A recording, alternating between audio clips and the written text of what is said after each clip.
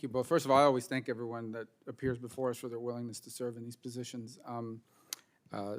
General, thank you for your service to our country writ large, to both of you, really, because you've done that in public service in different ways, but now your willingness to step up to these important roles.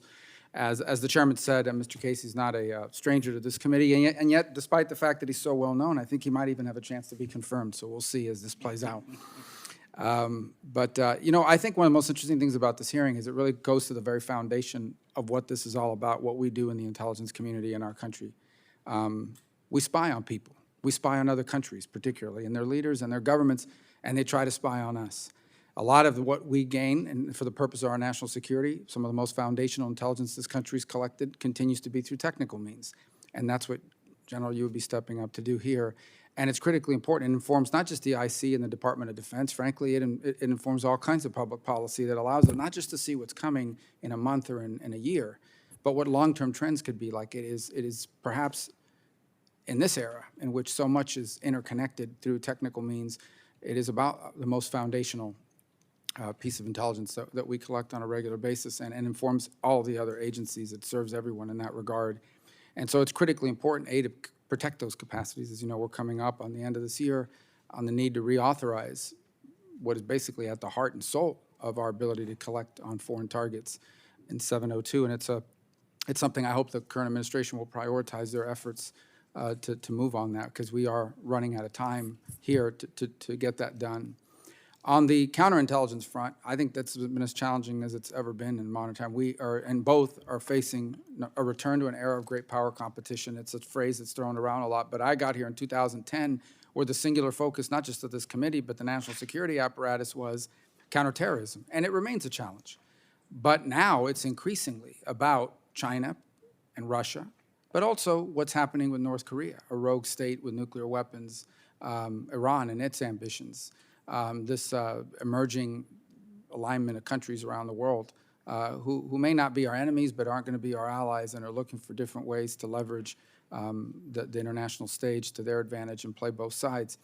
And but embedded in that is a real counterintelligence challenge for two reasons. The first is, with great power comes the ability to also do technical collection. But the other, that it's increasingly challenging for us because propaganda and disinformation and influence operations have existed in the case of every war fought in the last 5,500 years of recorded history. But never before has it been so easy to do at such a low cost.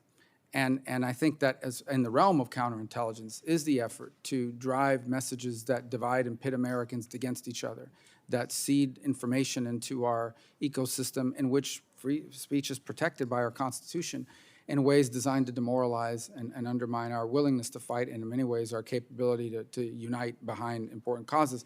And that has to be balanced with the reality that, that we still need to ensure that our intelligence agencies can never be turned upon our citizens. In fact, the worst moments, the most dangerous moments in the history of our intelligence community have been when it was revealed that they were spying on people who were against the Vietnam War or political enemies of those in office. I'm not talking about now, I'm talking about in the 70s and 60s, 70s, and 80s, to the point where those revelations almost destroyed our intelligence agencies in our country.